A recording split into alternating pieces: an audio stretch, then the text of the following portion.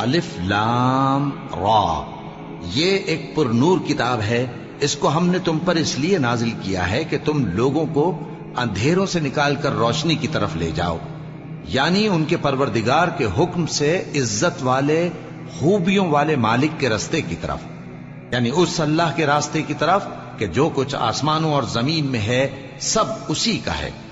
और उन काफिरों के लिए अजाब शदीद की वजह से तबाही और बर्बादी मुकद्दर है, जो आखिरत के मुकाबले में दुनियावी जिंदगी को पसंद करते और लोगों को अल्लाह के रास्ते से रोकते और उसमें कजी चाहते हैं। ये लोग बड़े दूर की गुमराही में हैं और हमने कोई पैगंबर नहीं भेजा मगर वो अपनी कौम की जबान बोलता था ताकि उन्हें अहकाम इलाही खोल खोल कर बता दे।